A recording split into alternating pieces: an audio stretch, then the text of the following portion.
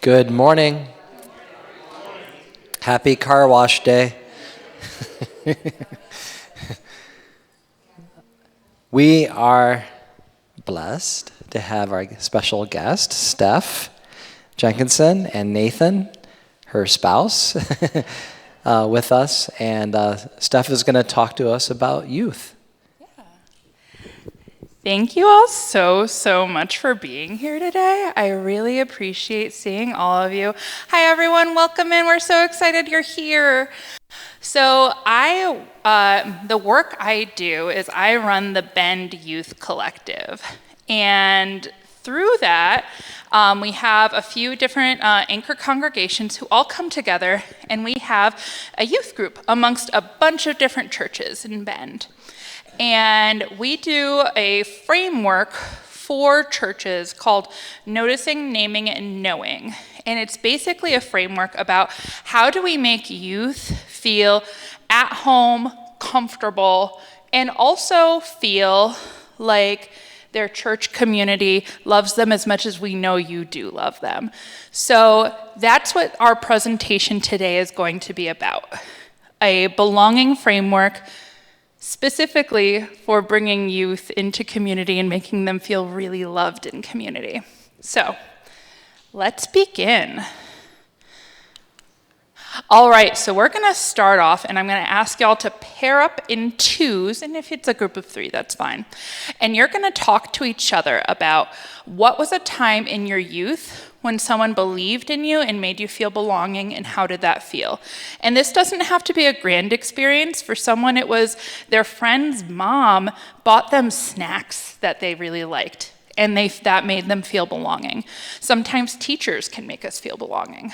So break off into teams of two and talk about at some point when you were younger, doesn't have to be when you were 13, that someone believed in you and made you feel belonging. And you have 5 minutes, so about 2.5 minutes each. So short stories. Let's go.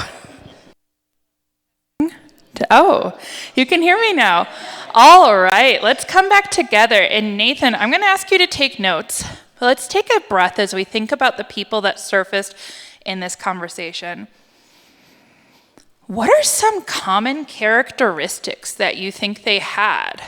What were they kind?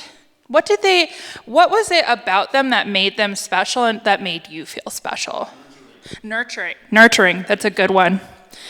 Yeah, nurturing. What else came about from those people? Accepting, yeah. It can be a lot for someone to accept us for who we are when we're messy and when we're clean. That's true. All right, what else do you think of when you think about these people? Encouraging, yeah, absolutely. That's so true. Someone who can really push us out of our comfort zone, but also make us feel safe when we're stepping out of something we've done before. Sense that you were that they really saw you. Yeah, recognized that they saw you, that they recognized that what you were doing and what you brought to the table was special just because you were you. Yeah. What else comes up when you think about these people? Were they kind? Kind, yeah, kind. I just gave you that one, but yeah, we can echo what I give you. Safe. That's huge. One of the biggest things we need as humans is to feel safe. Yeah, what's up? What was that? Positive, that's true, yeah. Someone that really brings out the light can be a really special person to be around. Anything else come up with these people that you think of? Yeah. Insightful, 100%, yeah. Someone who can look at us and see what we're going through or what we might need, or that we might even need something, even if they don't know what it is. That's all super true and super valid. Oh yeah, patience. Patience is huge. Yeah, absolutely. Yeah, it's important that we can show up at the speed everybody else needs us to show up. 100%. All right. Well, we can get started with this list. But before we hardcore begin into the numbers and how all this works, let's just take a second and look over this list. This is traits of people that made us feel special. They were nurturing, they were accepting, they were encouraging, they recognized us. They were kind, they were safe, they were positive, they were insightful, and they were patient. Loving, yeah, we should absolutely add loving to that. That's so true. 100%. Now, I'll transition us and say that we all in this room have the ability to embody these characteristics for our young people today. And our young people today need it more than ever. Rates of youth mental health issues are going up. Youth overall feel lonely. So let's look at the science behind it. I did some fun capitalizations here. But there is a research institute that wanted to look at youth. And specifically, they wanted to look at youth who go and attend religious gatherings like this one on a regular basis. And they studied over 1,000 young people between 13 and 25. And they wanted to know, do young people who attend religious gatherings experience less rates of loneliness and mental health problems in comparison to youth who don't attend religious gatherings? So before we go forward, raise your hand if you think that youth who attend religious gatherings on a regular basis experience less loneliness than other youth. Yeah, that's really powerful. And let's look at what the data says. So this is a little hard to see, but I'll just kind of read it out to you. So the light green is the youth who did not attend religious gatherings, and dark green was youth who did belong to, go to attend religious gatherings. Yes, Nathan, my data guy. The light green is the total of the sample, so that's everyone. Yeah. So, I have no one to talk to. The total sample was 39% of youth felt like they had no one to talk to, and 36% of youth who attend religious gatherings also felt like they had no one to talk to. I feel completely alone. Of the sample, 33% of youth feel completely alone, and 30% of youth who attend religious gatherings also feel completely alone. And then it goes further. I feel as if no one understands me. Still only 3% difference. No one really knows me well. 3% difference. It is difficult for me to make friends. 3% difference. So this is big, right? This says that even though for us, when we were young, we might have felt less lonely because we went to church, youth these days are no longer experiencing that same feeling. So, the next question is, how do we honestly and actually make a meaningful impact on a youth's life? How do we actually change things and make it so that youth actually feel loved, they feel nurtured, they feel accepted, they feel encouraged, they feel recognized, they feel like there are kind people around them, they feel safe, they feel like there are positive people around them, they feel that there are insightful people around them, they feel all of these things. How do we get there? And they found something interesting. They found that the more trusted adults a youth has, the less they feel this way. And here, I didn't need to do that. Okay, so for youth who have 0 trusted adults, their numbers skyrocket in comparison to youth who have 5+ trusted adults. So for that same question. I feel completely alone. Youth who have 0 trusted adults have a 62% chance of feeling completely alone, and youth who have over 5 trusted adults feel like they have a 9% chance of feeling completely alone. I feel as if no one understands me. 70% of youth who have 0 trusted adults feel like no one understands them, and 24% of youth who have over 5 trusted adults. So now our margins between these same questions are completely different by being a trusted adult. And that's the tool set I'm hoping to leave you with here today.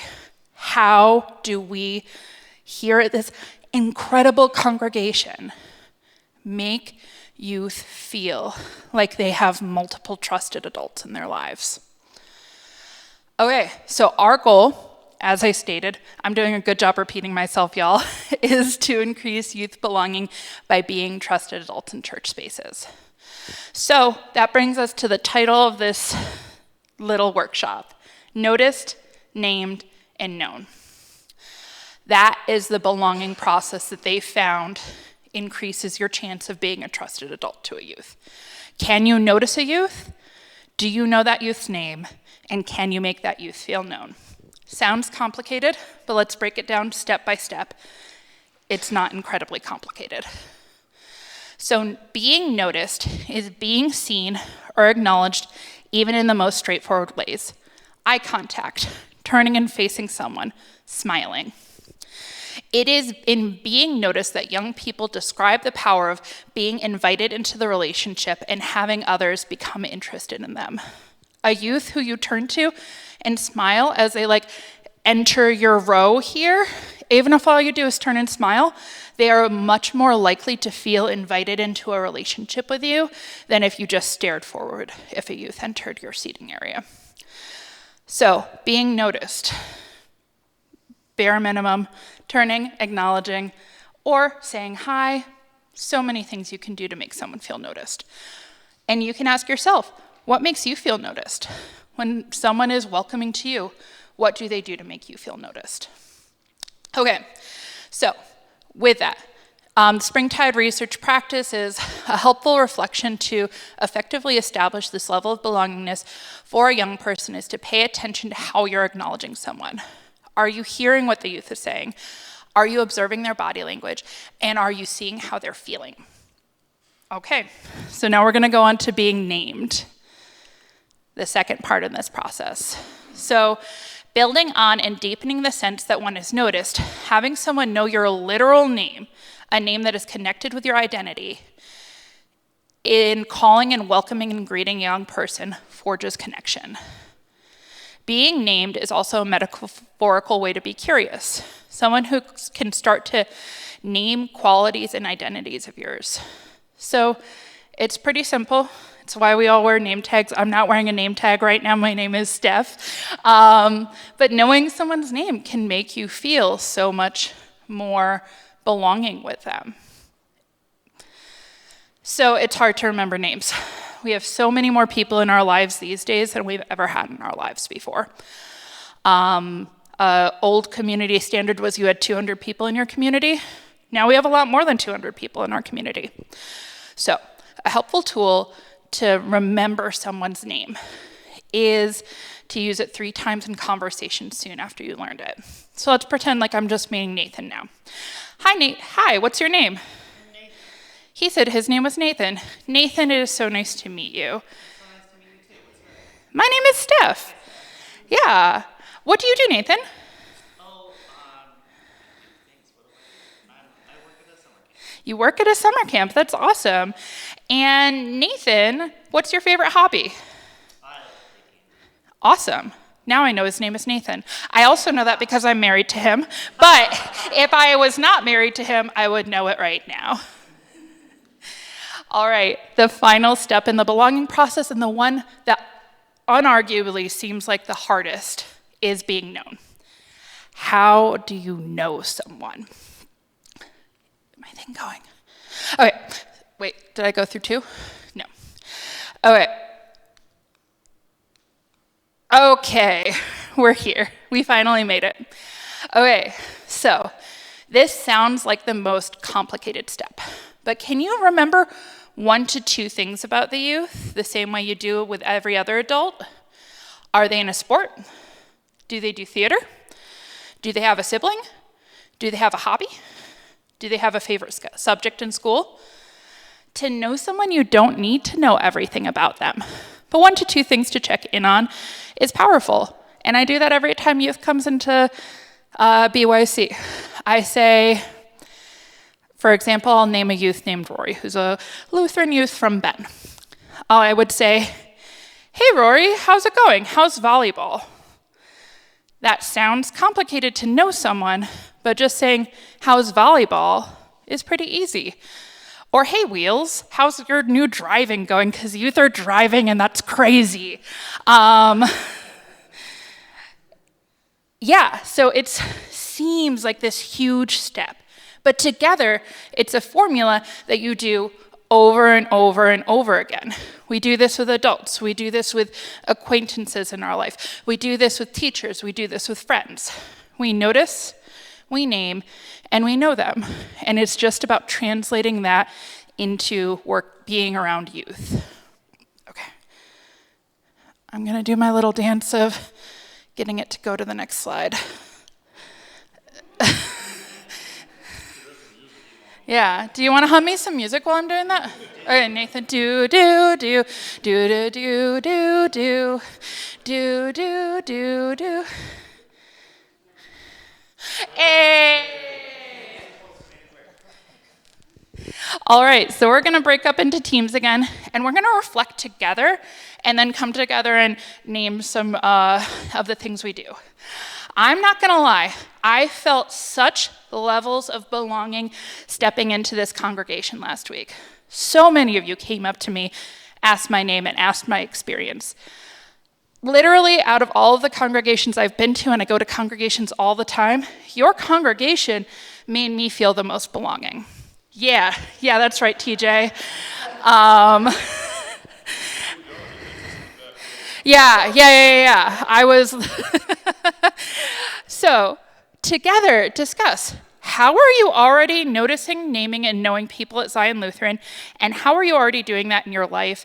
And this time I'm going to give you 8 minutes, and we're going to come together and do our final reflection together. All right, you have 8 minutes. Team up and go.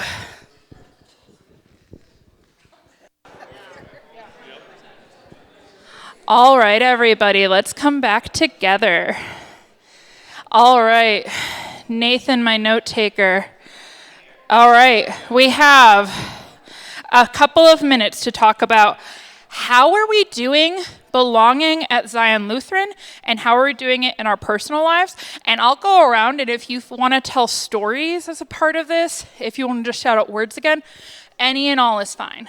So how are we already doing this? Do.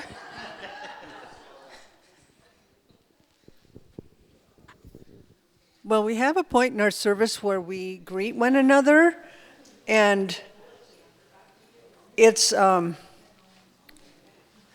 think it's really important to do that. I'm a little confused why we do it in the middle and not at the beginning, where at the beginning we could welcome people, say, I'm so glad you're here, and nice to see you, and start remembering their name, maybe 1 or 2 times or something, and then move on with the service, and at the end of the service, follow up and say, what do you think, or whatever, and invite them to other activities. Oh, did you want to say something? No, you're just standing.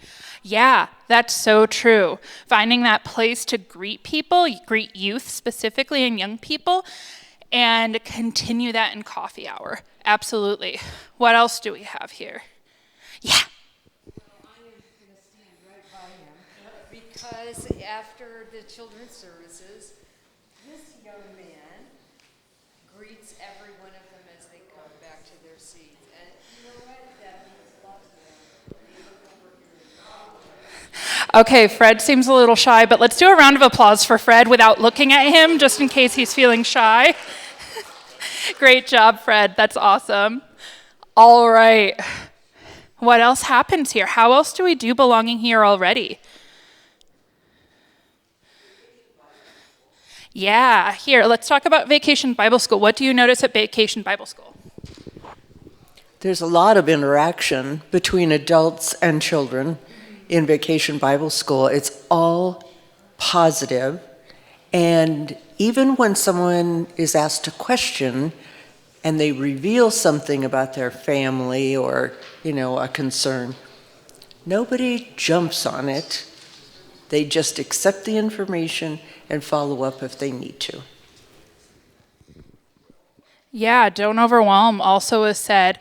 And yeah, if we look here, the number 2 thing we said, I'm running across over here, that we said were characteristics of welcoming people, was that accepting thing.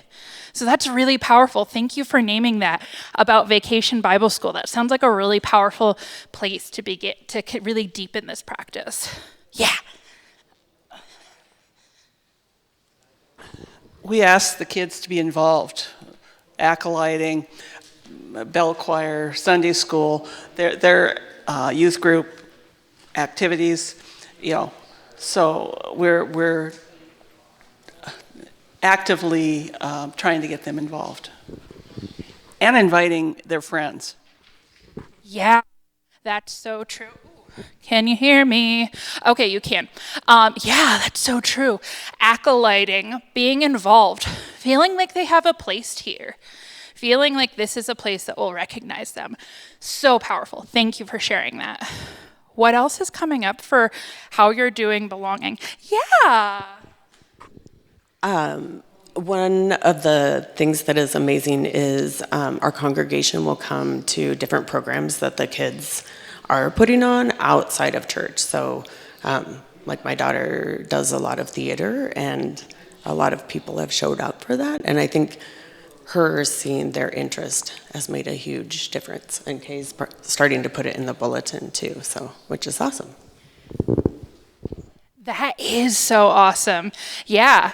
Youth have so much going for them these days. There's sports, there's arts, there's everything. Youth are so very much doing so many things. So showing up for them in and out of church spaces can make them feel really cared about, really belong, like they really belong here. All right, let's do 1 or 2 more if we have 1 or 2 more, and then we'll throw this up for a conclusion. Anything else? I'll start singing again. Do, do, do. Okay, I'm not gonna do that. All right, so this is, yeah. Maybe if I could just bring up a question for you. So we were talking about ways of making kids feel welcome, but also not wanting to smother some young families or youth so that we drive them away. Yeah, that's definitely a balance. Because yes, if all of you jumped on every young family, that would be so overwhelming. Imagine those moments in your life where you are surrounded by people like that, and even if you feel really loved. I'm thinking at my wedding, I was so overwhelmed, but I was so loved, right? Everyone wanted to talk to me, and I was like, oh my God, everyone wants to talk to me. Imagine feeling that way every time you're in church. So there is a bit of reading the room involved in the answer to that question. If the young person is looking like they're trying to go get a cup of water, if they are eyes on the prize, maybe let them be. But if they're just standing there with no one to talk to, that's a great time to talk to them. That's a great time to talk to any young family. But yeah, definitely don't all jump into things. The same way y'all made me feel really welcome last week. 90 of you didn't come up to me at once. Anytime I was not talking to someone just came up. And it was great. I felt really loved. I felt really cared about. Yeah. You can temper that with just saying hi. Just hi to their name and moving on. 100%. Not getting into house sports or trying to think of a conversation to start with them. Just saying hi. Yeah, saying hi is a really powerful first step. Thank you for naming that. Yeah, if you're worried that the youth is overwhelmed, that's something you could do. All right, it sounds like we are closing up. This is the first step to being a congregation that makes youth feel loved, cared about, and welcomed. It's in how you love, care about, and welcome youth. Will this suddenly put a magnet on your church and have 50 youth show up one day? No, probably not. It won't do that. But the next time a youth comes, they might feel so loved that they want to come again. Same with their parents. Their parents might be like, wow, this is a place where my youth feels really special. My kid feels really special. I should come back here. So, thank you all so much for coming. This is the end of the workshop.